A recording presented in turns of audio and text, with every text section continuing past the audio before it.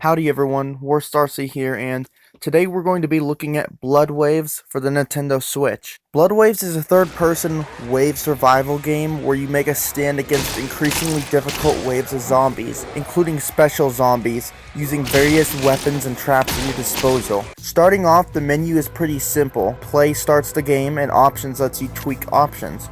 Reason I'm talking about menus is because I'd like to make quick mention of a few things. One, the sensitivity starts off being set pretty low, as you'll see in the video.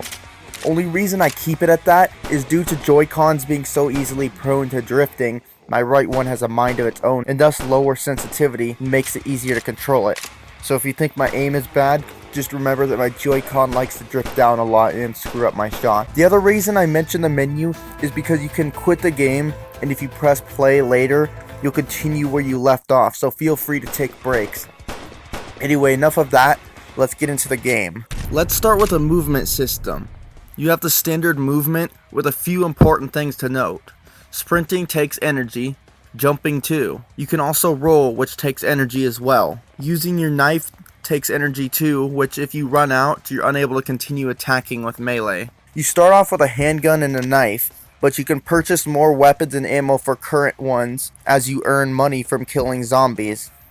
Other than your starter gun, you have the SMG, the shotgun, the AK-12, the RPG, the minigun, and the Op Sniper. One thing I recommend is don't be stingy with your money when it comes to ammo. Trust me, you'll burn through it pretty quickly that way, and you'll have to resort to taking some hits to get in some melee attacks. You also have traps you can purchase. You have the deadly spinner, the turret, the barricade, the flamethrower, and the zombie grinder. You can bring up the build mode with X, and like with weapons, access the trap wheel with L. Of course, you don't start with any traps. Next we have skills. After each wave, you earn a skill point which can be used to upgrade your character in various ways, such as increased health, stamina, health regeneration, and more. You can also decrease damage from certain enemies, increase loot drop chance, length of invulnerability power-ups, and even gain armor points alongside health. But not only can you upgrade your character, but your weapons and traps as well. This can be done at the workbench. Like skill points for skills, there are upgrade points for your weapons, which can increase weapon stats. You can also increase the durability and damage output of traps and barricades as well. Now that we've covered your arsenal of weaponry and skills, let's talk about the zombies. You start off with a few standard zombies.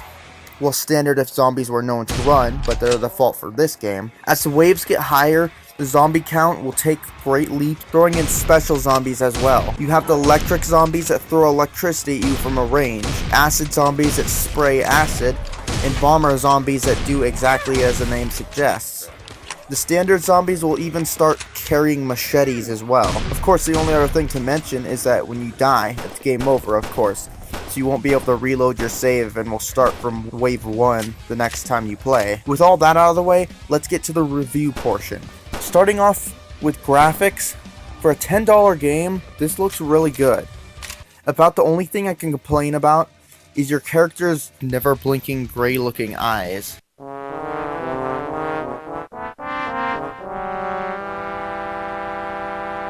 On a side note, I like the HUD design.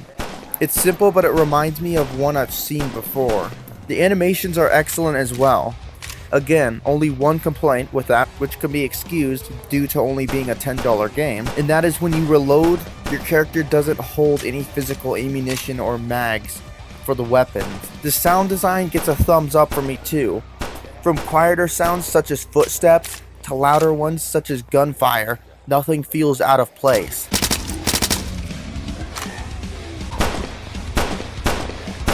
The music is okay, playing various aggressive rock tracks. I think it fits well except for when you're in between waves in the equipment room and the music continues to play, but at least you can turn down or even mute the music in the options menu. Overall, I'm really impressed with this game, especially when you take into consideration how few 3D shooters there are on the Switch.